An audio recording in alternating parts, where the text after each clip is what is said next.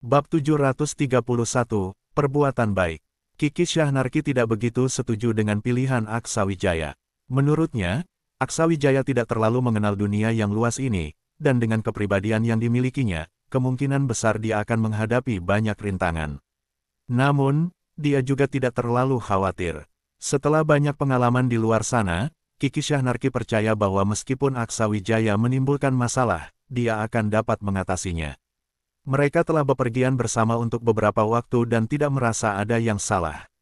Kiki Syahnarki sesekali mencoba menyerang Aksawijaya secara tiba-tiba, tetapi dia menyadari bahwa Aksawijaya selalu waspada.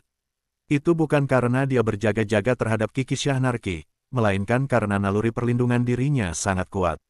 Jika dia tidak mencobanya berkali-kali, mungkin dia tidak akan menyadari betapa terlatihnya Aksawijaya. Tak lama setelah meninggalkan tempat yang aman, Aksawijaya mulai mencari tahu tentang situasi di luar, ingin melihat bagaimana reaksi suku-suku lain. Bagaimanapun, sudah lebih dari setengah tahun berlalu, dan dia berharap bahwa masalah yang muncul di alam dunia rahasia 100 pelatihan telah mereda. Namun, hasil yang dia dapatkan membuatnya bingung. Beberapa suku kerajaan yang sama sekali tidak pernah dia temui, justru ingin merekrutnya. Menurut apa yang dikatakan Aldi Gajayan, seharusnya banyak suku asing yang ingin membunuhnya. Lagi pula, membunuh Aksawijaya adalah cara yang lebih langsung. Apalagi, Aksawijaya telah membuat marah begitu banyak jenius dari suku kerajaan di alam dunia rahasia 100 pelatihan. Bagaimana mungkin dia bisa dilepaskan begitu saja? Melihat kebingungan Aksawijaya, Kiki Syahnarki yang ada di sampingnya berkata, "Jangan terlalu banyak menduga-duga." Beberapa bulan yang lalu, tiba-tiba ada perubahan dalam sikap suku-suku di luar. Sebelumnya, banyak suku yang ingin menyerangmu, tetapi kemudian semua suku kerajaan berhenti membicarakanmu. Hanya para kultivator muda yang masih mengancam ingin membunuhmu. Beberapa suku besar bahkan secara terbuka mengundangmu untuk bergabung. Aksawijaya mengangkat alisnya, apakah pengaruh suku kerajaan sebesar itu? Kiki Syahnarki menjelaskan, kamu tidak bisa membayangkan betapa kuatnya suku kerajaan. Di depan suku kerajaan, suku bangsawan seperti tikus yang melihat kucing. Sambil berbicara, dia tiba-tiba menurunkan suaranya dan dengan misterius berkata, namun, ada satu hal yang aneh. Kali ini, bukan suku kerajaan yang pertama kali menunjukkan kekuatan mereka, melainkan para suku bangsawan yang lebih dulu berhenti. Rasanya seperti mereka diancam oleh seseorang. Tapi itu sangat aneh. Kamu hanyalah seorang kultivator kecil dari 9 benua, dan tidak ada yang kamu kenal di sini. Bagaimana mungkin ada yang membantumu? Mendengar hal ini, Aksawijaya juga merasa bingung.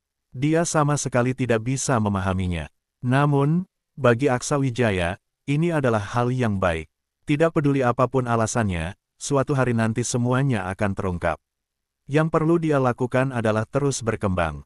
Perjalanan ke wilayah para raja akan memakan waktu setidaknya setengah tahun. Aksawijaya meminta peta dari Kiki Syahnarki dan tidak terburu-buru. Setelah tiba di dunia yang lebih besar, Aksawijaya masih sangat sedikit tahu tentang tempat ini, jadi dia harus perlahan-lahan menyesuaikan diri. Peta milik Kiki Syahnarki sangat istimewa, karena di dalamnya tercatat lokasi-lokasi rahasia yang akan terbuka. Ini adalah kekayaan yang dikumpulkan oleh dunia bawah selama bertahun-tahun. Dengan peta ini, Kiki Syahnarki selalu bisa mendapatkan keuntungan lebih dulu, karena banyak rahasia kelas tinggi yang sudah ditandai di peta tersebut. Dia bisa segera pergi ke tempat itu dan diam-diam mendapatkan manfaatnya. Peta ini luar biasa. Tentu saja, hanya ada 3 peta seperti ini di dunia bawah. Satu dipegang oleh penguasa, dan satu lagi ada padaku, kata Kiki Syahnarki dengan bangga. Aksawijaya tersenyum, lalu, satu lagi ada di mana? Mendengar itu, Kiki Syahnarki tampak tidak senang. Di tangan seorang bajingan, melihat reaksinya, jelas ada cerita di balik itu. Aksawijaya penasaran dan bertanya, bajingan. Sepertinya dia membuatmu kesal. Jangan sebut-sebut orang itu. Fokus saja pada peta ini. Aksawijaya hanya tersenyum dan tidak bertanya lebih lanjut, lalu dengan cermat memeriksa rutenya. Biasanya, Kiki Syahnarki bepergian sendirian dan menggunakan formasi teleportasi dunia bawah untuk bergerak dari satu wilayah ke wilayah lain. Namun, karena Aksawijaya adalah orang luar, dia tidak punya hak untuk menggunakan formasi tersebut, sehingga mereka harus berjalan kaki. Tak lama kemudian, Aksawijaya menemukan bahwa di sepanjang rute mereka ada satu wilayah rahasia yang akan segera terbuka, dan lokasinya berada di dekat wilayah para raja. Dia menunjuk pada peta dan bertanya kepada Kiki Syahnarki, bagaimana situasi di sini? Apakah kita akan terhambat lama? Kiki Syahnarki melirik dan mengangkat alisnya, kamu yakin ingin pergi ke sini? Ini adalah wilayah rahasia Gunung Iblis. Tempat ini dibuka setiap 3 tahun sekali dan sudah lama dipelajari dengan jelas. Selain itu, karena letaknya dekat dengan wilayah para raja, mungkin tidak ada hal bagus di sana. Aksawijaya cukup mengenal kemampuan klan raja. Lagi pula ini searah, dan tidak mungkin kita hanya menghabiskan waktu untuk perjalanan. Jari-jari Kiki Syahnarki bergerak di atas peta dan berhenti di titik lain. Ini adalah wilayah rahasia Gunung Roh. Meskipun kita harus sedikit memutar, tempat ini hanya terbuka setiap 30 tahun sekali dan memiliki banyak warisan. Jauh lebih layak untuk dikunjungi. Aksawijaya melihat rutenya. Perjalanan akan memakan waktu setengah bulan lebih lama, tetapi sesuai dengan apa yang dikatakan Kiki Syahnarki, wilayah rahasia Gunung Roh memang jauh lebih baik. Setelah mempertimbangkannya dengan saksama, dia berkata, dilihat dari posisi geografis, wilayah rahasia Gunung Iblis berada di tempat yang lebih strategis. Kiki Syahnarki mengangkat bahu. Kamu yang memutuskan. Guruku menyuruhku mendengarkanmu. Jelas, Kiki Syahnarki tidak ingin berdebat dengan Aksawijaya. Ketika mereka tiba di wilayah rahasia nanti, semuanya akan terbukti siapa yang benar. Tanpa ragu, keduanya memulai perjalanan mereka. Awalnya, semuanya berjalan lancar. Sebulan kemudian, mereka melintasi sebuah wilayah dan memasuki wilayah ular putih. Sebelum memasuki wilayah ini, Kiki Syahnarki sudah memperingatkan Aksawijaya bahwa mulai dari sini, jumlah manusia akan menurun drastis, dan suku-suku lain akan semakin memperlihatkan permusuhan mereka terhadap manusia. Awalnya, Aksawijaya tidak terlalu memikirkannya. Namun pada hari ketiga, dia menyaksikan sesuatu yang membuatnya tidak bisa menerima. Mereka berjalan menyusuri sungai, dan di tengah jalan, mereka melihat sebuah pagar. Di dalamnya, ada beberapa anak manusia yang terlihat sangat lusuh, pakaian mereka compang camping. Namun, mereka semua sedang bermain-main. Aksawijaya berjalan mendekat, namun anak-anak itu semua menunjukkan ekspresi ketakutan, seolah-olah sangat takut. Siapa yang mengurung kalian di sini? Tanya Aksawijaya dengan alis berkerut. Tetapi anak-anak itu memandang Aksawijaya dengan waspada, meringkuk di sisi lain pagar, tidak ada yang bersuara. Pada saat ini, Kiki Syahnarki berjalan mendekat, matanya sedikit dingin, tidak perlu bertanya. Mereka sama sekali tidak mengerti bahasa. Mendengar itu, Aksawijaya tampak sedikit bingung. Kenapa kamu berkata begitu? Kiki Syahnarki berkata, mereka hanyalah hewan ternak yang dipelihara di sini, kamu tidak bisa melihatnya. Mereka sama sekali tidak tahu apa itu takdir, tidak mengerti tentang kultivasi, satu-satunya jalan yang menanti mereka hanyalah kematian. Setelah berkata demikian, Kiki Syahnarki tidak berbicara lebih lanjut, melangkah melewati pagar dan bersiap untuk pergi. Pilihan itu membuat Aksawijaya terkejut. Kita akan pergi begitu saja, tidak menyelamatkan mereka. Kiki Syahnarki berhenti, menoleh untuk melihat Aksawijaya, matanya yang dingin membawa sedikit keputusasaan. Menyelamatkan, berapa banyak yang bisa kamu selamatkan? Bahkan jika kamu menghancurkan pagar ini sekarang, mereka tetap tidak akan pergi. Selain itu, dengan kemampuan mereka, jika meninggalkan pagar ini, mereka tidak akan bisa keluar dari hutan, pasti menemui jalan buntu. Masalah seperti ini sering aku tanyakan dulu, tapi lama-lama kamu akan terbiasa. Aksawijaya menendang pagar hingga hancur, suaranya dingin, aku tidak akan pernah terbiasa. Namun, yang mengejutkannya, setelah pagar itu dihancurkan, anak-anak itu justru menunjukkan taring dan ekspresi ganas, seperti binatang buas. Kiki Syahnarki melihat semuanya dengan jelas, nadanya penuh dengan sindiran. Bagi mereka, kamu adalah musuh, itu saja. Aksawijaya tetap tenang, mereka hanya belum tercerahkan. Jika tidak ada yang mengajarimu, kamu pun tak ada bedanya dengan mereka. Kiki Syahnarki ingin membantah, tetapi menyadari bahwa apa yang dikatakan Aksawijaya tidak salah. Tiba-tiba, tubuh Aksawijaya memancarkan kekuatan hidup yang kuat, dan dengan bantuan kekuatan itu, permusuhan anak-anak itu berkurang. Aksawijaya perlahan mendekat, lalu matanya memancarkan cahaya ungu. Dalam sekejap, cahaya ungu itu berubah menjadi beberapa aliran dan masuk ke dahi anak-anak itu. Kiki Syahnarki terkejut melihat apa yang dilakukan Aksawijaya. Ia tahu dengan jelas bahwa ini adalah cara sederhana untuk mentransfer warisan, membantu anak-anak itu tercerahkan, memberikan mereka kesadaran seperti manusia normal, serta menutupi kekurangan akibat tidak adanya pengajaran. Ini adalah cara paling langsung untuk mencerahkan mereka. Untuk pertama kalinya, Kiki Syahnarki merasakan perbedaan dalam diri Aksawijaya, juga kegigihan yang melekat di dalam dirinya. Meskipun tempat ini sangat berbahaya, Aksawijaya tetap sangat sabar, terus memperhatikan anak-anak di hadapannya. Mata anak-anak itu juga berubah dengan cepat, perlahan mulai memahami bahasa dan memiliki kepribadian. Meskipun kata-kata mereka masih tidak jelas, mereka sudah bisa berkomunikasi dengan sederhana. Mereka dengan susah payah mengucapkan terima kasih kepada Aksawijaya, lalu berlutut di depannya dan memberi hormat. Aksawijaya langsung berkata, "Tidak perlu melakukan semua ini, aku hanya bisa membantu sejauh ini, bagaimana kalian bertahan hidup tergantung pada diri kalian sendiri. Aku telah memberikan sebuah metode kultivasi kepada kalian. Jika kalian memiliki bakat, kalian bisa mulai berlatih. Semoga di masa depan kalian masih bisa bertahan hidup." Setelah berkata demikian, ia keluar dari pagar dan pergi bersama Kiki Syahnarki. Beberapa anak itu pun segera pergi, menghilang ke dalam hutan dengan sedikit ketakutan, tanpa mengetahui apa yang akan terjadi di masa depan. Kiki Syahnarki berbisik di sebelah Aksawijaya, "Apakah kamu tidak merasa ini kejam bagi mereka? Awalnya mereka hidup dalam kebingungan, tidak perlu menghadapi kesulitan. Sekarang mereka harus berjuang keras untuk bertahan hidup, bahkan mungkin akan mati dengan cara yang lebih mengerikan, menghadapi lebih banyak kekhawatiran. Apakah ini benar-benar demi kebaikan mereka? Masa depan mereka ada di tangan mereka sendiri, tidak seharusnya berada di tangan bangsa asing." Aksawijaya juga telah tumbuh dari seorang yang kecil. Dia bukan orang yang terlalu baik, tapi dia memiliki keyakinan yang sangat teguh. Apa yang dia yakini benar, dia akan lakukan sampai akhir, tanpa ragu-ragu. Namun mereka belum pergi jauh, ketika terdengar suara dari arah di mana anak-anak itu sebelumnya berada. Daging-daging segar itu kabur. Kita harus memberi mereka pelajaran. Tidak perlu menunggu mereka gemuk, tangkap mereka semua, kepala suku Suka yang muda. Lihat ke sini, pagar ini tampaknya dihancurkan dari luar. Siapa yang berani mengganggu, benar-benar tidak menganggap suku kita penting.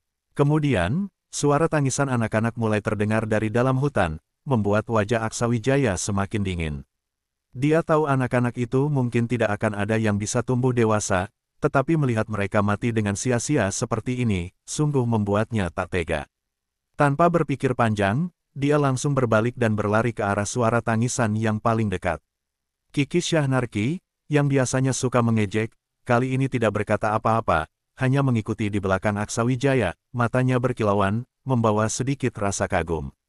Tidak lama kemudian, Aksawijaya melihat makhluk berkepala babi hutan, sedang menggenggam pinggang seorang anak, lalu bertemu dengan yang lainnya. Taringnya lebih dari 1 kaki panjangnya, tubuhnya besar dan kuat, dengan tinggi lebih dari 3 meter. Anak itu tidak berdaya dalam genggamannya. Tanpa negosiasi, tanpa kata-kata, Kiki Syahnarki tiba-tiba melihat Aksawijaya menghilang. Dalam beberapa kilatan, dia sudah berada di belakang makhluk itu. Detik berikutnya, kepala babi besar itu terbang, berputar beberapa kali di udara sebelum jatuh ke tanah, bahkan tanpa sempat mengeluarkan rintihan. Aksawijaya, tanpa setetes darah pun di tubuhnya, berdiri di samping makhluk itu, dengan lembut menangkap anak manusia itu dan meletakkannya di tanah. Bab 732, Uji Coba Kemampuan. Anak itu tampak ketakutan, menyaksikan tubuh orang asing itu perlahan roboh dengan ekspresi tak percaya. Ketika dia melihat ke arah Aksawijaya, dia menyadari bahwa Aksawijaya sudah pergi, hanya menyisakan bayangannya. Kiki Syahnarki mengikuti dari kejauhan di belakang Aksawijaya. Dia tidak turun tangan, karena itu bukan caranya bertindak.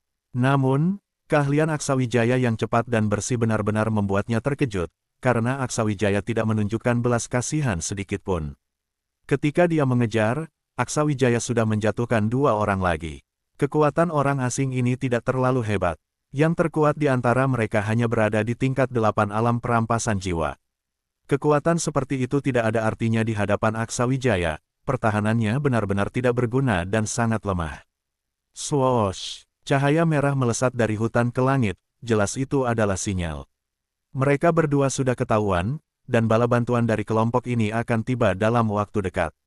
Kiki Syahnarki melihat cahaya merah di udara dan mengerutkan alisnya. Baiklah, kita harus pergi sekarang. Kamu pergi dulu, aku akan mengejarmu nanti. Aksa Wijaya tidak menoleh, dia menunduk dan memberitahu beberapa anak untuk segera pergi, sementara dia sendiri menuju ke arah sumber sinyal. Tak lama kemudian, 3 atau 4 sosok muncul di hadapan Aksa Wijaya, masing-masing memegang seorang anak. Mereka menatap Aksa Wijaya dengan ekspresi ganas. Dasar manusia sialan, jadi benar kalian yang membuat kekacauan. Berani sekali mencampuri urusan klan babi iblis kami, kamu benar-benar cari mati. Tolong selamatkan aku. Seorang anak terus meronta, wajahnya dipenuhi ketakutan. Aksa Wijaya tetap tanpa ekspresi, matanya yang dingin menatap beberapa orang asing itu, suaranya dingin, lepaskan mereka, dan aku akan membiarkan kalian hidup. Pemimpin dari kelompok itu menatap Aksa Wijaya dengan penuh ejekan, sambil mengangkat anak yang dipegangnya.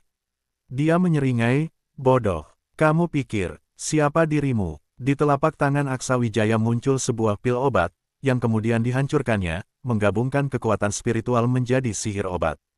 Tak berwarna dan tak berbau, obat itu menyebar ke udara. Beberapa saat kemudian, orang-orang asing itu merasakan kaki mereka melemah, kekuatan mereka berangsur-angsur hilang, hingga akhirnya mereka bahkan tidak bisa lagi memegang anak-anak itu. Apa yang terjadi? Seseorang berseru panik, kita sepertinya keracunan. Pemimpin mereka menatap Aksa Wijaya dengan marah. Pasti kamu, dasar bajingan, berani menggunakan taktik licik seperti ini. Aksa Wijaya tidak mempedulikan mereka. Anak-anak itu berlari ke arahnya, dan Aksa Wijaya berkata dengan suara pelan, sekarang kalian lari ke tepi sungai, lalu ikuti aliran sungai dan melarikan diri ke hilir. Dunia ini kejam, semoga kalian semua bisa bertahan hidup. Tanpa menunggu jawaban dari anak-anak itu, orang asing yang keracunan itu malah tertawa keras. Haha, kamu seorang kultivator manusia, berpikir bisa menyelamatkan anak-anak ini. Sungguh lucu, bukan hanya mereka yang tidak akan kamu selamatkan, nyawamu sendiri juga akan berakhir di sini. Seorang kultivator tingkat alam perampasan jiwa sepertimu begitu sombong, mengabaikan klanku, benar-benar cari mati. Kata-katanya baru saja selesai ketika beberapa aura kuat mendekat dengan cepat, langsung menuju Aksa Wijaya. Aksa Wijaya dengan jelas merasakan kekuatan dari orang-orang yang datang itu, 5 orang, dengan kekuatan yang sudah mencapai tingkat alam jiwa agung. Salah satu dari mereka hampir mencapai alam jiwa agung ke-8, sangat kuat. Jika dia membiarkan anak-anak itu pergi sekarang, itu sama saja dengan mengirim mereka ke kematian. Aksa Wijaya segera menggunakan sihir obat untuk membuat mereka pingsan, kemudian menyimpannya di dalam harta spiritual ruangannya. Tatapannya dingin, tidak ada waktu lagi untuk mundur. Dia juga ingin bertarung, untuk menguji perkembangan dirinya selama setengah tahun terakhir ini. 7 cahaya muncul di depan Aksa Wijaya, dan seketika tenggelam ke tanah. Itu adalah 7 roh kecil yang masing-masing menemukan posisi mereka, membentuk formasi untuk mendukung pertempuran. Melihat bahwa Aksa Wijaya belum pergi, orang asing yang hampir lumpuh itu menyeringai sinis, manusia bodoh. Malam ini kami akan makan dagingmu dan menggerogoti tulangmu. Aksa Wijaya menoleh dan menatapnya, jika saja kamu tidak memiliki tubuh manusia, kamu mungkin akan menjadi bahan makanan yang enak.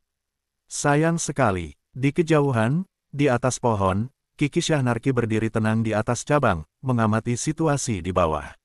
Dia menekan auranya, tidak melepaskan satupun tanda energi, dengan tenang memperhatikan semuanya. Dia tentu saja tidak akan meninggalkan Aksa Wijaya sendirian. Dia juga ingin melihat apa kemampuan Aksa Wijaya, apakah dia bisa menghadapi situasi ini. Beberapa ahli dari kelompok asing ini memiliki kekuatan yang cukup tangguh. Jika kelima orang itu bekerja sama, dia merasa dirinya pun tidak akan mampu mengalahkan mereka. Beberapa saat kemudian, 5 orang itu sudah menghalangi jalan keluar Aksa Wijaya, mengepungnya di tengah. Ketika mereka melihat Aksa Wijaya adalah manusia, pemimpin mereka mengejek, kupikir masalah besar apa ini, ternyata hanya seorang bocah manusia. Kalian kenapa berdiri? Apa kalian akan terus berlutut? Tuan ketiga, kami keracunan. Keracunan, dia menatap Aksa Wijaya, mengancam, berikan penawarnya, aku akan memberimu kematian yang cepat. Kematian cepat, benarkah? Kalian memakan manusia sebagai makanan, tidak seorang pun dari kalian yang akan pergi dari sini. Angin sepoi-sepoi bertiup, dan tiba-tiba kabut berwarna-warni muncul di sekitar Aksawijaya. Sebelum mereka sempat bereaksi, kabut itu meledak, langsung menyelimuti seluruh kelompok. Asing itu, racun dari formasi mulai bekerja, dan Aksawijaya bergerak. Dengan lompatan cepat, dia langsung menuju orang terkuat di antara mereka. Merasa terancam oleh kabut racun itu, beberapa orang asing mulai menghindar. Pemimpin mereka segera sadar, jangan menghindar. Tangkap saja manusia ini, formasinya akan mudah dihancurkan. Dia hanya bocah alam perampasan jiwa, apa gunanya racun dan formasinya. Namun, sebelum dia selesai berbicara, terdengar suara Aksawijaya di telinganya, benarkah? Seperti hantu, tanpa disadari Aksawijaya sudah berada di sampingnya. Detik berikutnya, tinju Aksawijaya sudah mengarah padanya dengan kekuatan dahsyat. Kekuatan lawan tidak lemah, meskipun dia tidak menyangka Aksawijaya memiliki kecepatan seperti itu, tetapi Aksawijaya bagaimanapun hanya seorang kultivator di tahap alam perampasan jiwa. Dia sama sekali tidak memandang Aksawijaya. Dia mengangkat tangan untuk menangkis di sisi wajah, bahkan sudah menyiapkan kata-kata ejekan. Namun, detik berikutnya dia merasakan kekuatan aneh, pergelangan tangannya terdengar suara retakan. Yang lebih mengerikan adalah dia merasakan sakit di sisi wajahnya, dan kemudian sepertinya ada sesuatu yang terlempar keluar dari mulutnya. Dia sedikit kebingungan, secara naluriah melihat ke tanah, yang dia lihat adalah gigi-giginya sendiri. Baru saja dia ingin membalas, bagian depannya kembali terkena pukulan, seluruh tubuhnya langsung terlempar ke tanah. Fusi, dengan teriakan rendah dari Aksawijaya, dua bola api asing berkumpul menjadi satu. Ledakan suara pun mengikuti, namun kali ini Aksawijaya menggunakan api pembakar langit untuk menekan jangkauan ledakan, sehingga meskipun kekuatan fusi api tersebut luar biasa, itu tidak akan memengaruhi ketujuh anak kecil itu, bahkan kekuatannya meningkat beberapa kali lipat. Beberapa anggota ras asing lainnya datang untuk memberikan bantuan, tetapi mereka terperangkap dalam kabut beracun, segera menunjukkan gejala yang berbeda, kekuatan tempur mereka pun melemah beberapa derajat. Namun, Aksawijaya tidak berniat menunjukkan belas kasihan. Dia langsung melancarkan serangkaian serangan lagi, membunuh anggota ras asing yang sudah mendekati alam jiwa agung tingkat 8, lalu menyerang beberapa orang lainnya. Orang-orang yang sebelumnya sudah diracuni oleh Aksawijaya dapat melihat seluruh peristiwa ini dengan jelas. Dalam waktu 1 menit, seorang ahli dengan alam jiwa agung tingkat 7 tidak bisa melawan, dibunuh secara paksa oleh anak manusia ini. Orang itu bahkan termasuk ahli di ras mereka, klan babi iblis, namun tak disangka begitu mudah dikalahkan. Setelah mereka diracuni, formasi racun berubah menjadi beberapa cahaya dan menghilang di depan Aksawijaya. Detik berikutnya, rangkaian ledakan terdengar, Aksawijaya terus menembus ledakan, membantai ras asing satu persatu. Saat orang terakhir jatuh, Aksawijaya berdiri di sana, seperti awalnya, hampir tanpa perubahan, seolah-olah dia tidak mengeluarkan banyak energi. Pakaian hitamnya tetap rapi dan bebas dari debu. Dia berbalik dan melihat para kultivator dari ras klan babi iblis yang telah diracun. Ada yang ingin dikatakan, jika tidak, biar aku kirim kalian pergi. Pada saat itu, kekuatan besar melintas dari atas, itu adalah penghalang besar yang tampaknya menutupi seluruh hutan. Dari kejauhan, alis Kiki Syahnarki berkerut, matanya berkilat, merasa tidak nyaman. Beberapa ras asing itu tertawa terbahak-bahak. Haha, itu adalah formasi klan. Kali ini, manusia bajingan ini tidak akan bisa lari. Ahli dari klan kami datang, dengan sekali tebas, kami akan membunuhmu. Membunuh ahli klan kami, tak termaafkan. Namun, detik berikutnya, mereka tidak bisa lagi bicara, Aksawijaya dengan mudah membunuh. Mereka menggunakan teknik kecepatan dewa. Tanpa berkata apa-apa lagi, dia berbalik dan pergi. Suara menggema. Seluruh hutan bergetar. Tidak peduli kultivator dari klan mana kamu berasal, berani berbuat onar di hutan klan babi iblis, aku tidak akan memaafkanmu. Hari ini, kamu pasti mati. Aksawijaya tahu, seorang ahli yang tidak bisa dia lawan sedang menuju ke arahnya, dia sudah menguji batasnya tadi, dan tidak ingin bertarung dengan eksistensi sekuat itu. Dia menatap ke arah penghalang, lalu langsung lari ke tempat terdekat. Teknik kecepatan dewa sudah sepenuhnya digunakan. Kecepatannya sangat cepat. Ketika dia sampai di dekat penghalang, dia melihat Kiki Syahnarki sudah ada di sana, sedang mencoba memecahkan formasi. Di tangannya ada sebuah kerucut yang bening seperti kristal es, memancarkan kekuatan besar. Jelas, itu adalah harta spiritual berkualitas tinggi, khusus digunakan untuk memecahkan formasi. Melihat Aksa Wijaya datang, dia langsung berkata, "Sekarang kamu tahu panik, kan? Kamu benar-benar sembrono telah memprovokasi si kepala babi itu." Aksa Wijaya berkata, "Jangan pakai kekerasan, lihat aku." Gendis. Detik berikutnya, Gendis muncul di samping Aksa Wijaya, di bawah pandangan terkejut Kiki Syahnarki. Gendis, disertai kekuatan spiritual Aksa Wijaya, langsung masuk ke dalam penghalang dan menghilang. Kiki Syahnarki tidak berani berbicara, tidak ingin mengganggu Aksa Wijaya. Dia bisa merasakan kekuatan besar sedang mendekat, diikuti beberapa kultivator di tahap alam jiwa agung. Pemimpin mereka setidaknya adalah seorang ahli di tahap alam spiritual dewa, yang jauh di atas Aksa Wijaya. Kekuatan spiritual Aksa Wijaya tetap stabil, seluruh tubuhnya pun sangat tenang. Kiki Syahnarki langsung menggunakan teknik untuk menekan aura mereka berdua, berharap bisa mendapatkan lebih banyak waktu. Kekuatan spiritual berkumpul, pola kekuatan aneh itu berputar dengan cepat. Tak lama kemudian, Gendis dengan tekniknya membantu Aksa Wijaya menyerap kekuatan spiritual dari penghalang secepat mungkin. Hanya dalam waktu 5 menit, Aksa Wijaya tiba-tiba membuka matanya, menarik tangan Kiki Syahnarki, dan sebelum Kiki Syahnarki bisa melepaskan diri, dia langsung menutupi mereka dengan kekuatan spiritual, lalu membawa Kiki Syahnarki melewati penghalang dan keluar dari batasan formasi. Suara dari dalam hutan bergema lagi, penuh dengan kemarahan. "Bajingan, berani-beraninya kalian kabur setelah memecahkan formasi, kalian pikir ini semudah itu?" Aksa Wijaya merendahkan suaranya, sangat tenang, "Jika aku ingin pergi, kamu tidak bisa menghentikanku. Hari ini, aku akan mengingat ini. Suatu hari nanti ketika kekuatanku melebihi milikmu, klan babi iblis akan musnah." Setelah itu, mereka berdua menekan aura mereka. Untuk berjaga-jaga, Aksa Wijaya juga mengeluarkan pil dan membaginya kepada mereka berdua, sehingga bahkan kultivator terkuat pun tidak bisa melacak aura mereka. Mereka tidak melarikan diri terlalu jauh, hanya berkelok sedikit. Selama mereka bisa menghindari para ahli ini, semuanya akan baik-baik saja. Bagi mereka, itu tidak terlalu sulit, karena teknik gerakan mereka berdua sangat tinggi, kecepatannya luar biasa. Mereka bersembunyi di dalam hutan lebat, melihat dari kejauhan beberapa ahli klan babi iblis terbang melewati udara dengan niat membunuh yang sangat kuat. Bab 733, Kerinduan.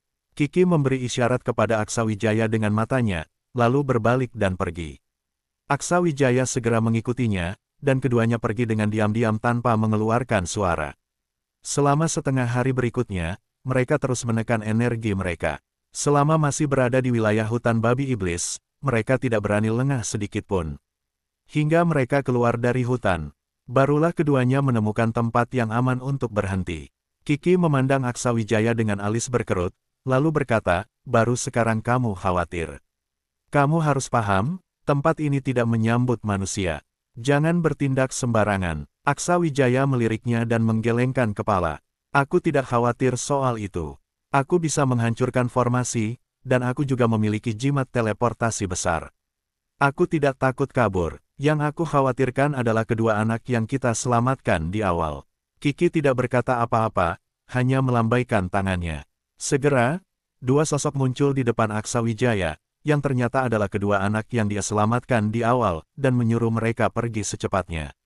Aksa Wijaya menatap Kiki 2 kali, tidak menyangka bahwa gadis ini ternyata tidak seegois kelihatannya, dan memiliki sisi kebaikan yang belum dia lihat. Aksa Wijaya juga membawa beberapa anak yang pingsan keluar dan menggunakan ramuan untuk menyadarkan mereka. Anak-anak itu memandang sekeliling dengan bingung. Kiki berkata, "Kamu menyelamatkan mereka, tapi jika dibiarkan tanpa bantuan, mereka hanya akan menemui kematian. Jangan kira aku menipumu. Kamu sama sekali tidak mengerti apa arti dunia ini bagi mereka." Aksa Wijaya mengamati anak-anak itu. Mereka baru saja memperoleh kesadaran, mata mereka jernih tetapi penuh ketakutan, tidak tahu apa yang akan terjadi di masa depan. Pengalaman mereka telah tertanam dalam benak mereka. Mereka tahu betapa menakutkannya para ras asing itu. Mereka hanyalah makhluk lemah, sangat lemah, dan tidak tahu bagaimana melawan. Sayangnya, di mata anak-anak ini, Aksa Wijaya tidak melihat tekad dan semangat juang. Sulit bagi mereka untuk tumbuh dengan cepat. Aksa Wijaya berkata, meski kalian mulai berlatih sekarang agak terlambat, bukan berarti kalian tidak bisa bangkit. Aku tidak bisa membawa kalian bersamaku. Masa depan kalian harus kalian hadapi sendiri. Aku bisa menyelamatkan kalian sekali atau dua kali, tapi mungkin tidak selalu ada orang yang akan menyelamatkan kalian. Di sini, aku punya beberapa pil. Masing-masing kalian ambil satu. Kalian hanya punya waktu satu malam untuk berlatih. Besok pagi, aku dan dia akan pergi. Manfaatkan kesempatan ini dengan baik. Jika ada seorang jenius di antara anak-anak ini, Aksa Wijaya pasti tidak akan ragu untuk membawa mereka pergi. Tapi sayangnya, itu tidak terjadi. Di sini, ia pasti akan menemui banyak anak seperti ini di masa depan. Berapa banyak yang bisa ia selamatkan? Beberapa anak itu sangat senang, masing-masing menerima pil dari tangan Aksa Wijaya dan segera menelannya tanpa membuang waktu. Malam itu, Aksa Wijaya tidak berdiam diri. Ia membantu mereka menyerap pil dengan teknik alkimia, membantu mereka memulai perjalanan kultivasi dan meningkatkan level mereka, sehingga mereka memiliki sedikit kemampuan untuk melindungi diri. Selama mereka tahu cara berlatih, anak-anak ini bisa bekerja sama, berhati-hati, dan setelah keluar dari wilayah ini, mereka akan jauh lebih aman. Kecepatan peningkatan mereka kurang lebih sebanding, pil Aksa Wijaya berkualitas baik, sebenarnya tidak cocok untuk mereka. Efeknya yang kuat bisa merusak meridian mereka. Namun, dengan Aksa Wijaya yang melindungi mereka, semuanya menjadi lebih mudah. Mereka tidak perlu khawatir akan kekuatan obat yang terlalu besar. Kiki di samping memperhatikan Aksa Wijaya yang serius melindungi mereka. Dia menyadari bahwa orang ini memiliki semacam aura yang sulit dijelaskan. Meski hanya untuk orang asing yang bahkan mungkin tidak bertahan hidup, ia tetap bersedia membantu.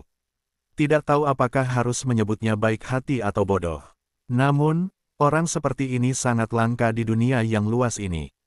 Meski manusia di sini bersatu, setiap orang berjuang untuk bertahan hidup, dan hampir tidak ada yang mau melakukan hal yang melelahkan dan tidak mendapatkan apa-apa. Keesokan paginya, beberapa anak sudah setengah jalan menuju tingkat alam bawaan Xiantian. Meski belum kuat, mereka pasti bisa mengatasi masalah kecil, setidaknya lingkungan tidak akan lagi menjadi ancaman besar bagi mereka. Aksa Wijaya mengingatkan mereka, ikuti aliran sungai ke hilir, maka kalian bisa keluar dari wilayah ini. Begitu kalian mencapai area yang tidak terlalu memusuhi manusia, peluang kalian untuk bertahan hidup akan meningkat drastis. Anak-anak itu bersujud dan berterima kasih kepada mereka, berjanji akan membalas budi mereka suatu hari nanti. Setelah Aksa Wijaya dan Kiki pergi, anak-anak itu berangkat bersama-sama, berusaha meninggalkan tempat ini secepat mungkin. Meski Aksa Wijaya agak khawatir tentang mereka, jalan hidup harus mereka tempuh sendiri. Setidaknya untuk saat ini, Aksa Wijaya belum memiliki kemampuan sebesar itu untuk mengubah nasib manusia. Ada satu masalah penting lagi, suatu hari nanti, manusia di sini mungkin juga akan menjadi musuhnya. Peradaban kuno telah hancur, dan ada banyak bayangan manusia di balik kehancuran itu. Aksa Wijaya sangat menyadari hal itu. Sambil terus berjalan, Kiki bertanya kepada Aksa Wijaya, apa yang kamu katakan pada para manusia babi itu sebelumnya benar? Kamu benar-benar ingin memusnahkan ras itu. Aku selalu melakukan apa yang berani kukatakan. Lagi pula, kamu adalah putri suci dunia bawah, bisa tidak berhenti menjadi begitu penakut. Mendengar itu, Kiki tidak senang. Aku penakut. Kalau aku penakut, bagaimana aku berani pergi sendirian ke dunia rahasia 100 pelatihan dan membantu kamu di Gunung Pencerahan? Kalau aku penakut, bagaimana aku berani berkelana ke berbagai tempat? Aku hanya tidak ingin identitasku terbongkar dan mendatangkan masalah. Menurutmu, jika identitasku terbongkar, bisakah aku tetap berkembang? Aksa Wijaya tertawa, lalu apa? Hanya dengan tekanan, kamu bisa termotivasi. Bagaimana kalau kita bekerja sama dan melakukan sesuatu yang besar? Jika keluarga kerajaan bereaksi berlebihan, kita bisa merendah dulu. Kiki menatap Aksa Wijaya dengan terkejut, apa yang kamu ingin lakukan? Aksa Wijaya menjawab, tidak tahu apakah di dunia yang luas ini ada gelar yang disebut pemuda tertinggi. Mendengar ini, mata Kiki bersinar. Dia mengangguk, tentu saja ada. Seseorang yang terkuat sebelum usia 100 tahun disebut pemuda tertinggi. Tapi lebih baik kamu jangan bermimpi terlalu tinggi, karena di antara para ahli yang diketahui, 3 orang sudah mencapai alam spiritual dewa. Salah satunya adalah jenius dari keluarga kerajaan, dua lainnya dari keluarga bangsawan kuat. Meskipun kamu sangat kuat di ranah alam perampasan jiwa, kamu jauh tertinggal dari mereka. Apalagi, tidak ada yang berani mengklaim gelar tertinggi dalam 10.000 tahun. Kamu berani melakukannya. Aksa Wijaya menatap langit, pandangannya sangat jauh. Apa salahnya mencoba? Kiki Syahnarki menatap Aksa Wijaya, mengerutkan alis dan berkata, aku rasa kamu sudah gila. Dengan begini, kamu akan menjadi sasaran semua orang. Pemuda-pemudi di seluruh dunia agung akan menentangmu. Kalau aku takut, untuk apa aku datang ke dunia agung ini? Kiki Syahnarki tampak tidak percaya. Pada saat itu, aura yang dipancarkan Aksa Wijaya membuatnya merasa kagum. Tatapannya penuh percaya diri, seolah-olah dia sangat menantikan masa depan. Namun, tak lama kemudian, dia menyadari emosinya terpengaruh oleh Aksa Wijaya, yang membuatnya agak marah. Dia segera menenangkan diri. Dia tidak lupa untuk merendahkan Aksa Wijaya, lebih baik kamu pikirkan dulu bagaimana caranya untuk menembus batas. Guruku berkata, meskipun kekuatanmu terus meningkat, semakin kuat kamu melangkah ke batas tertinggi, semakin sulit bagimu untuk menembus batas alam jiwa agung. Jangan berpikir kamu bisa mencapai puncak tertinggi hanya dengan tetap berada di tingkat tertinggi. Aksa Wijaya menjawab, aku hanya perlu mengalahkan semuanya. Aku tidak tahu apakah aku harus mengatakan kamu percaya diri atau sombong. Tapi aku mendukungmu. Jika kamu bisa menjadi pemuda terkuat dunia agung, suatu hari nanti, ketika aku mengambil alih dunia bawah, aku akan sepenuhnya mendukungmu untuk membangun kembali Istana Langit. Aksa Wijaya tersenyum pada Kiki Syahnarki, itu janji yang bagus. Mungkin aku benar-benar akan membangun kembali Istana Langit. Pada saat itu, Aksa Wijaya merasa seolah-olah ada kehendak ilahi yang membimbingnya. Kedatangannya di dunia agung, pertemuannya dengan Kiki Syahnarki, serta pemahamannya tentang kekuatan dunia bawah, ditambah lagi dengan pendirian sekte langitnya sendiri, semua ini seolah-olah mulai terhubung. Aksa Wijaya bisa melihat cikal bakal Istana Langit yang terbentuk perlahan karena dirinya. Mungkin suatu hari nanti, Istana Langit yang telah hancur akan muncul kembali. Namun, Aksa Wijaya tidak banyak bicara. Jalan yang harus dia tempuh masih panjang. Beberapa hari berikutnya berjalan dengan lancar. Mereka tidak bertemu dengan suku asing atau terlibat dalam pertempuran. Aksa Wijaya dan Kiki Syahnarki mengumpulkan banyak ramuan spiritual saat melintasi pegunungan. Aksa Wijaya selalu berhasil menemukan posisi ramuan dengan akurat, yang membuat Kiki Syahnarki sedikit terkejut. Sayangnya, dia tidak melihat Aksa Wijaya menggunakan harta karun apapun, semuanya tampak seperti naluri belaka. Kiki Syahnarki beberapa kali bertanya, tetapi Aksa Wijaya hanya tersenyum sebagai jawaban. Dia juga berjanji bahwa setelah obat-obatan selesai dibuat, dia akan memberinya beberapa, yang membuat Kiki Syahnarki berhenti bertanya.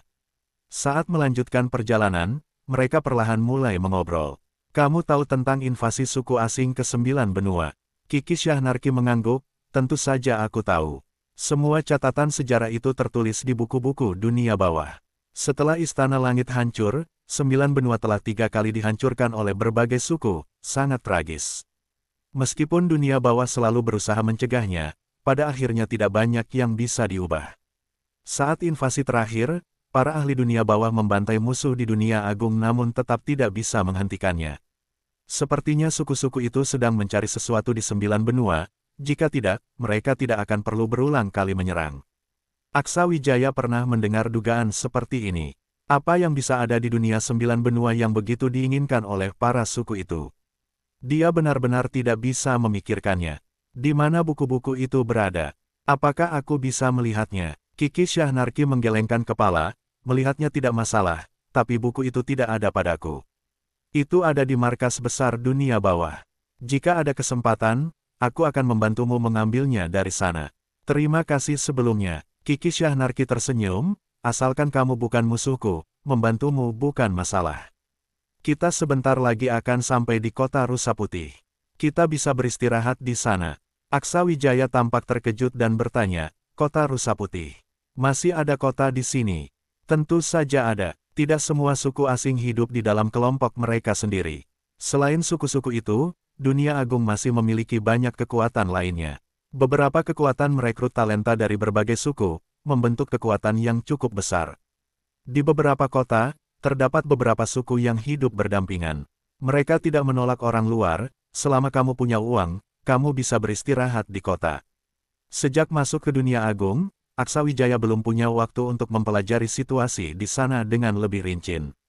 Kiki Syahnarki tahu bahwa Aksawijaya berasal dari 9 benua, jadi dia dengan senang hati menjelaskan situasi saat ini di dunia agung.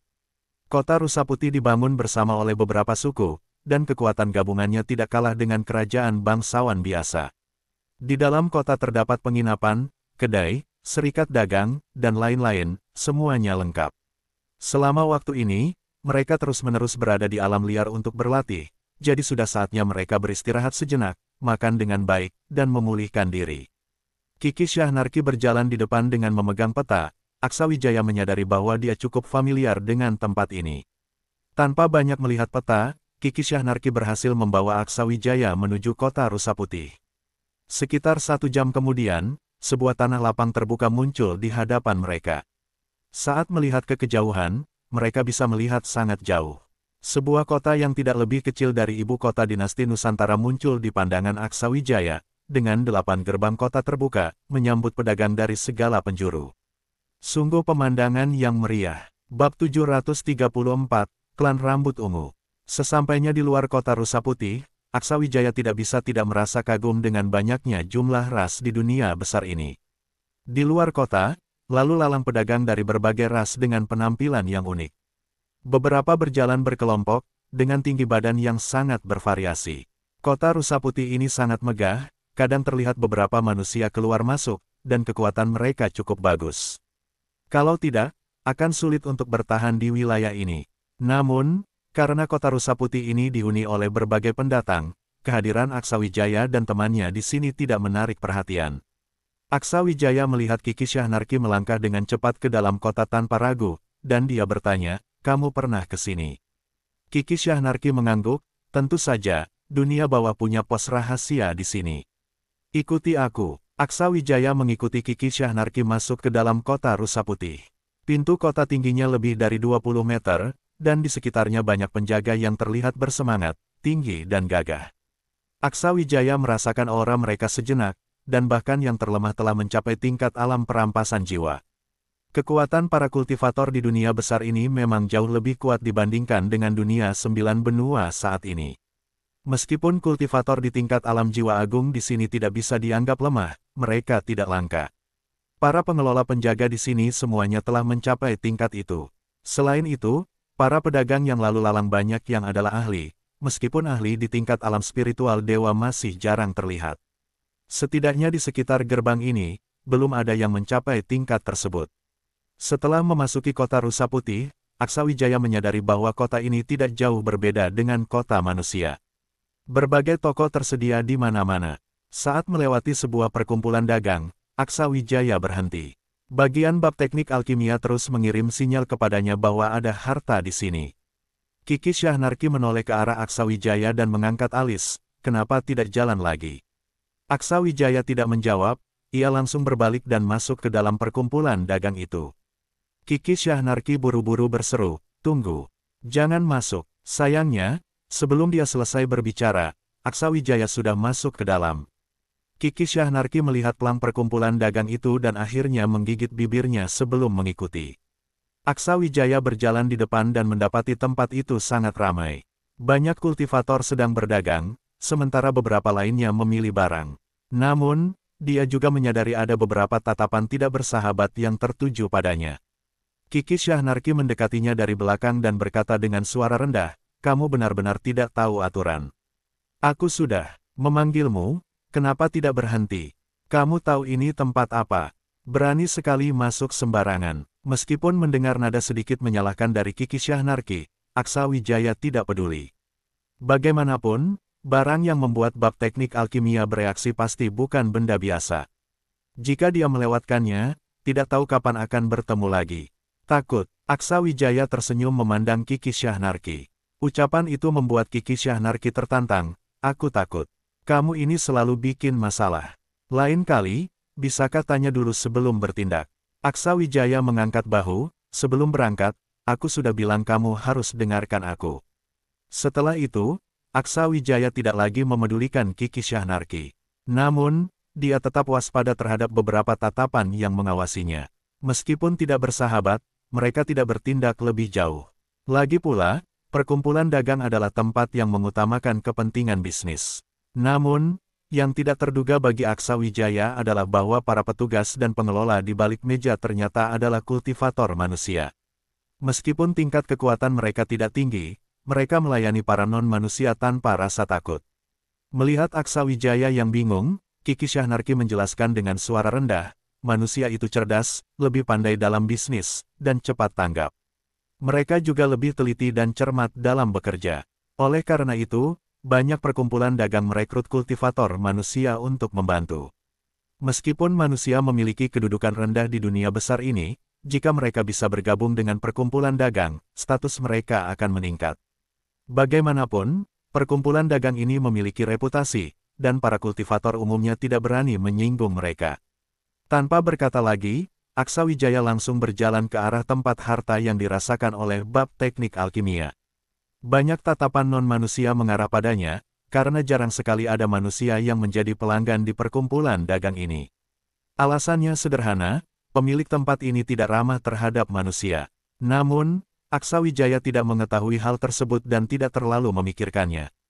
Sesampainya di depan meja, Aksawijaya tidak memperhatikan petugas manusia itu. Ia hanya melihat-lihat barang di meja tanpa menunjukkan tanda-tanda tergesa-gesa. Kiki Syahnarki pun penasaran, ingin tahu kenapa Aksawijaya tiba-tiba datang ke sini. Belum sempat Aksawijaya menemukan harta tersebut, terdengar suara yang tidak ramah dari depan. "Anak manusia dari mana ini? Cepat keluar, jangan ganggu di sini." Ucapan itu membuat Aksawijaya tertegun, lalu ia mengangkat kepalanya dengan wajah dingin.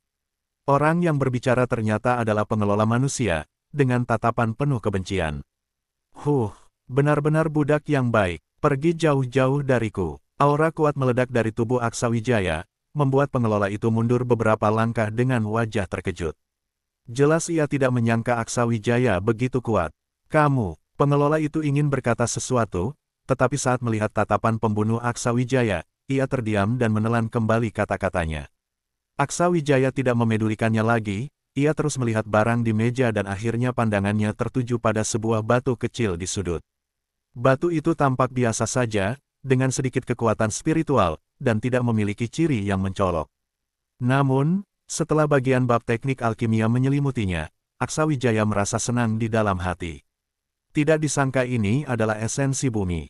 Benar-benar bantuan dari langit. Meskipun di dalam hati sangat gembira, Aksawijaya tetap tidak menunjukkan perasaan tersebut dan dengan tenang melanjutkan melihat-lihat barang di meja tanpa terburu-buru. Pengelola itu akhirnya menyadari kesalahannya dan menunjukkan wajah marah, "Manusia sombong. Tahukah kamu ini tempat apa?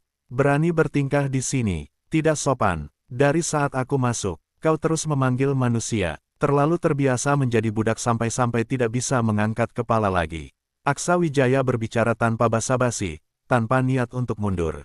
Pengurus itu ingin mengatakan sesuatu lagi, namun tiba-tiba terdiam dan wajahnya segera dipenuhi senyum, melihat ke arah belakang Aksawijaya.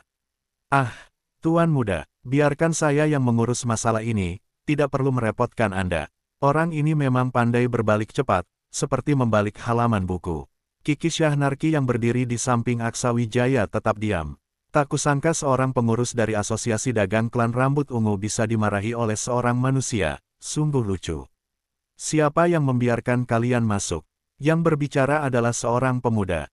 Aksawijaya berbalik untuk melihatnya dan mendapati bahwa dia mirip manusia, namun dengan bulu ungu tipis di kepalanya. Setelah pemuda itu muncul, Kiki Syahnarki memberitahu Aksawijaya secara diam-diam, jenius klan rambut ungu, Joko Tobelo. Aksawijaya tidak berkata apa-apa, wajahnya dingin, tiba-tiba dia membangkitkan kekuatan darahnya, melepaskan aura yang kuat. Semua orang di dalam asosiasi tertegun, tanpa sadar mundur satu langkah. Asosiasi itu tiba-tiba sunyi, hingga seseorang dengan suara gemetar berkata, "Ke keluarga kerajaan." Suara itu memecah kesunyian di antara para praktisi yang hadir. Semua orang berdiri tegak, dan tatapan mereka tak lagi penuh dengan permusuhan. Bahkan mata Joko Tobelo bergetar, tampak tidak percaya. Dia juga seorang jenius dari garis keturunan bangsawan yang telah melangkah ke ranah ekstrim, kekuatannya sebanding dengan Jesse Buluri dan yang lainnya, namun menghadapi keluarga kerajaan, dia merasa gentar. Terlebih lagi, Aksa Wijaya sama sekali tidak memberikan penjelasan, hanya menunjukkan aura kuat dari garis keturunan kerajaan, membuat mereka semua terdiam. Aksa Wijaya tetap dingin, menatap Joko Tobelo, dan berkata dengan suara dingin, "Ulangi apa yang kau katakan tadi." Joko Tobelo biasanya sangat berani, apalagi ini wilayahnya. Tapi menghadapi keluarga kerajaan, dia tidak berani menantang, bahkan keluarga kerajaan yang paling lemah sekalipun bukan lawan yang bisa dihadapi oleh klan rambut ungu. "Maaf, tadi saya agak lancang. Mohon maafkan saya, dari wilayah mana Anda berasal?" Dia mengalah sedikit dan mencoba menanyai Aksa Wijaya dengan hati-hati, jelas ingin mengetahui identitas Aksa Wijaya terlebih dahulu. Namun sebelum Aksa Wijaya sempat menjawab, Kiki Syahnarki langsung maju dan memarahinya dengan marah, "Jangan bertanya hal yang tidak perlu. Tuan kami hanya lewat, namun malah dimarahi oleh seorang budak, bagaimana klan rambut ungu akan menyelesaikan ini?" Kiki Syahnarki sangat tegas, menatap Joko Tobelo dengan marah.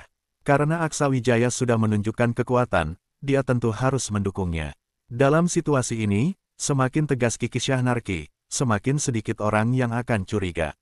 Namun Joko Tobelo yang sudah terbiasa berkuasa tidak senang dimarahi oleh seorang perempuan manusia.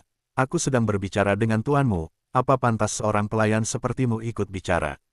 Kiki Syahnarki melepaskan auranya, meskipun tidak sekuat Aksa Wijaya, namun jelas lebih kuat daripada Joko Tobelo, dan berkata, "Jika kau terus bertanya hal yang tidak perlu, aku akan memotong lidahmu."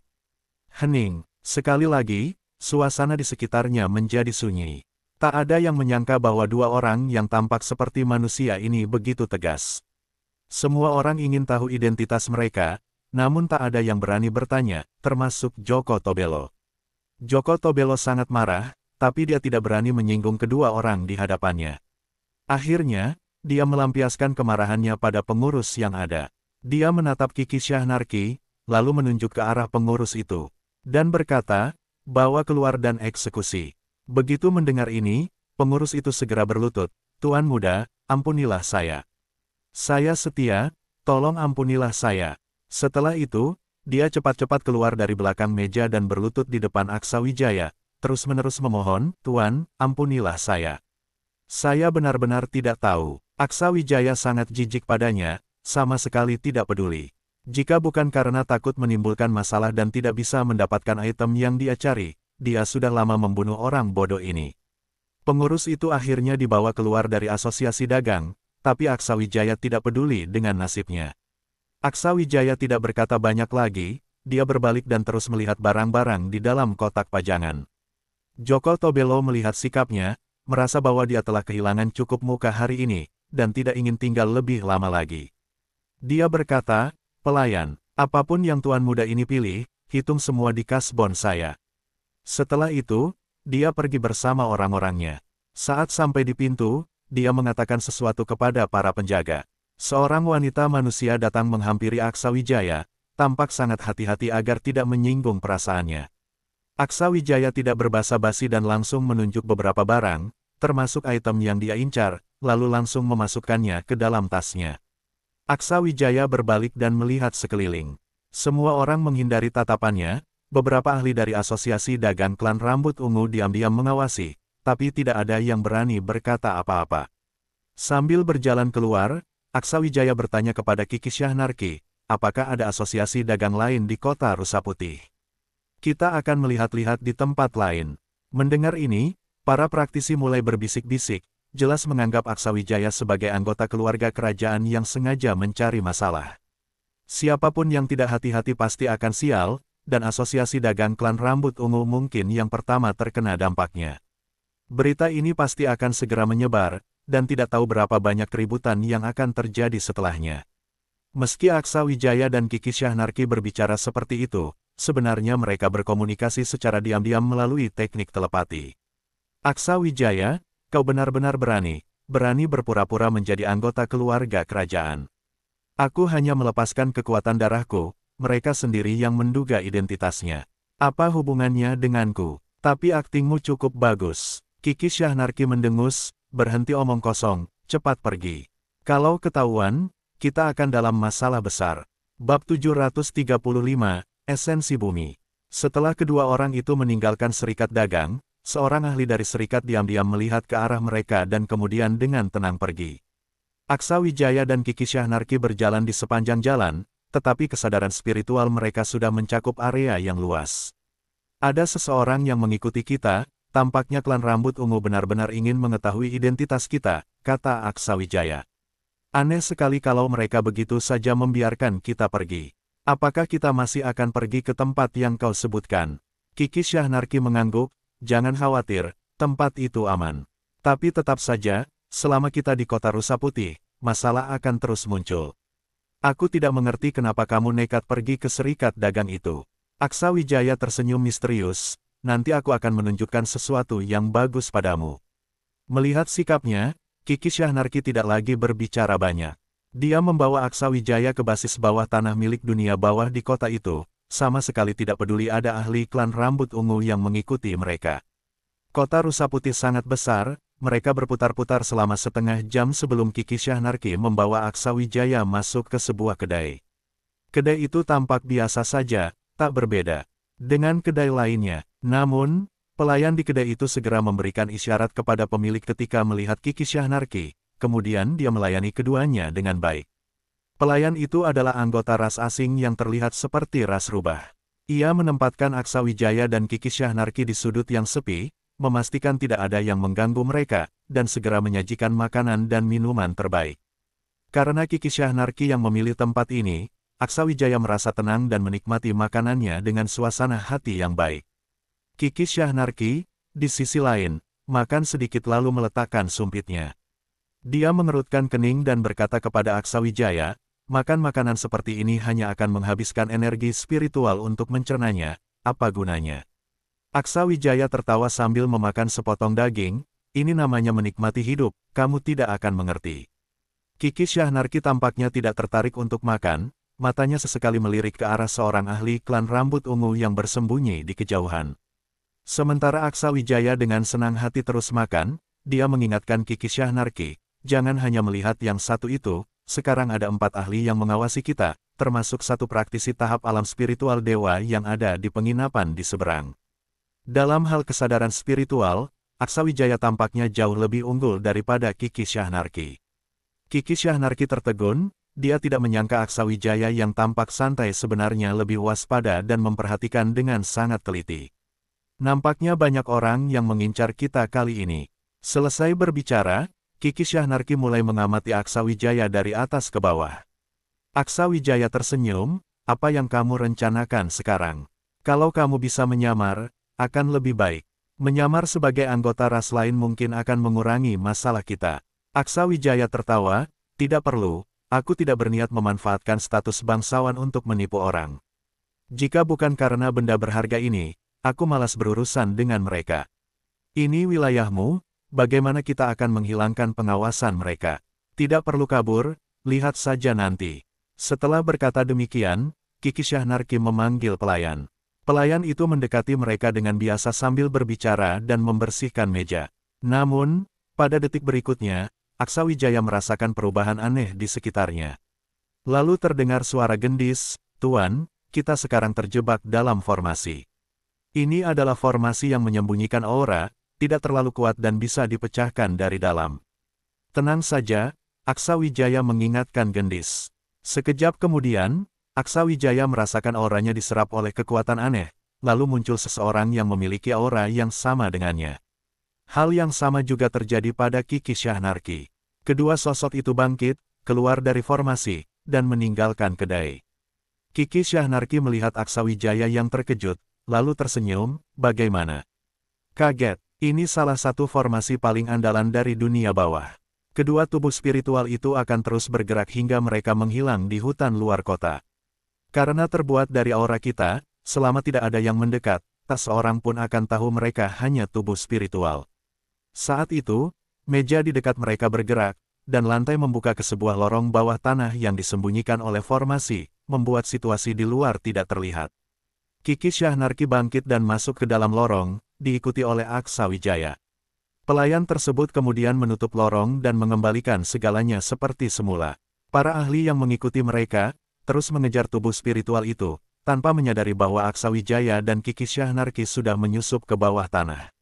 Setelah berjalan melewati lorong, mereka tiba di sebuah bangunan yang luas, terang benderang dengan segala kebutuhan yang tersedia, termasuk berbagai bahan dan ramuan spiritual. Tempat itu tampak seperti pos perbekalan. Kiki Syahnarki memberitahu Aksawijaya, tempat ini selalu diselimuti formasi untuk menyembunyikan aura, jadi tidak perlu khawatir ketahuan. Sekarang, apa sebenarnya harta yang kamu dapatkan? Aksawijaya membuka tangannya, memperlihatkan sebuah batu yang tampak biasa. Kiki Syahnarki memandangnya dengan penuh kebingungan.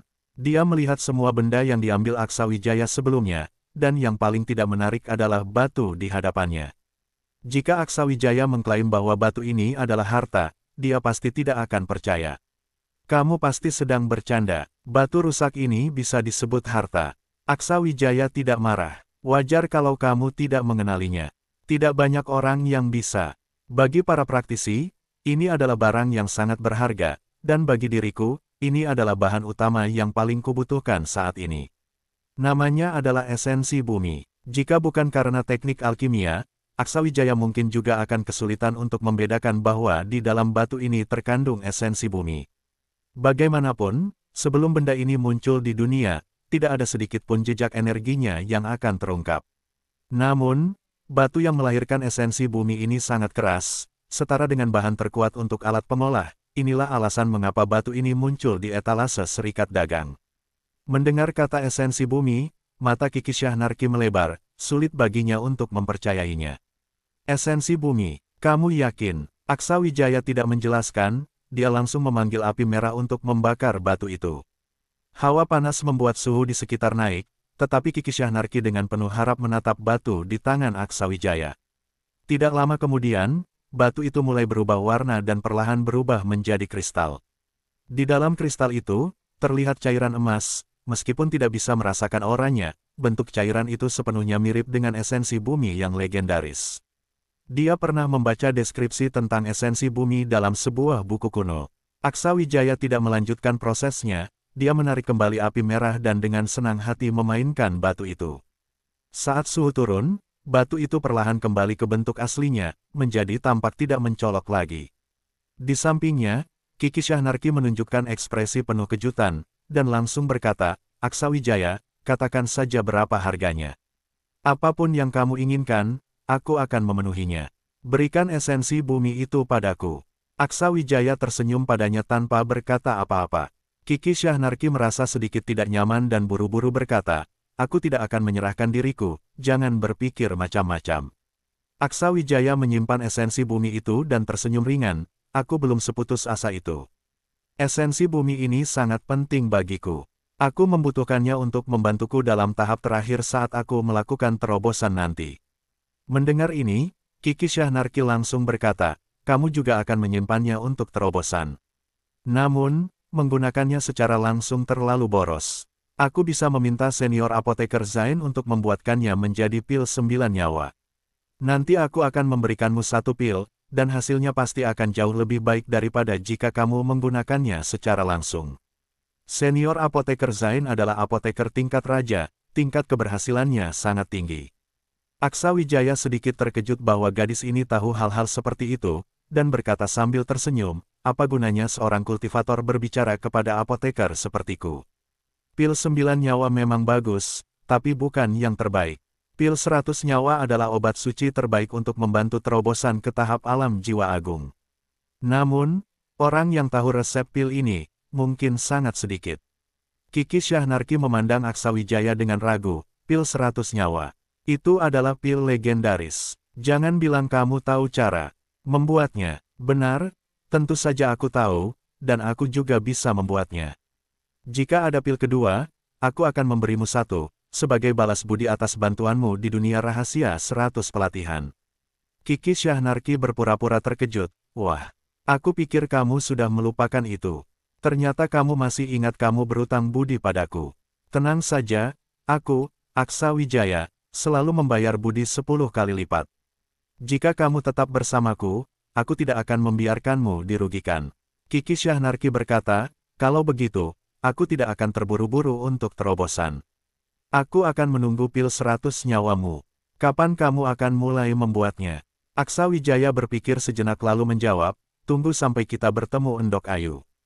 Kiki Syahnarki merasa tidak senang, Endok Ayu. Kamu memanggilnya dengan begitu akrab. Jangan lupa, dia berasal dari ras lain, dan memiliki darah bangsawan.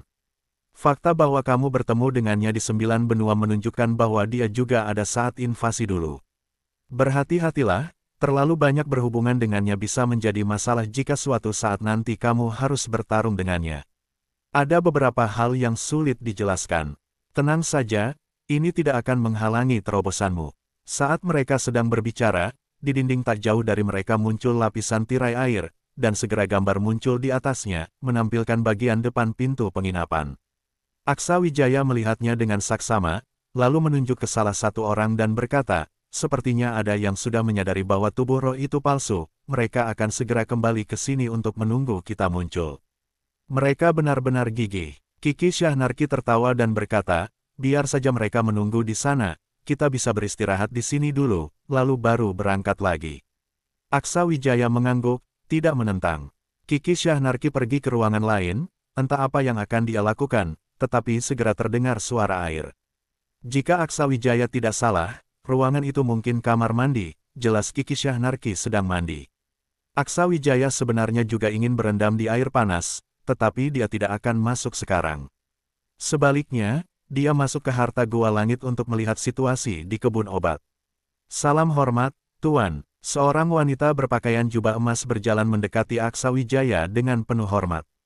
Namun, kekuatan hidup yang melimpah dari dirinya sudah cukup untuk menunjukkan identitasnya, dia adalah perwujudan manusia dari rumput penghubung langit. Aksa Wijaya memperhatikannya sejenak, lalu tersenyum, sepertinya kamu sudah pulih sepenuhnya.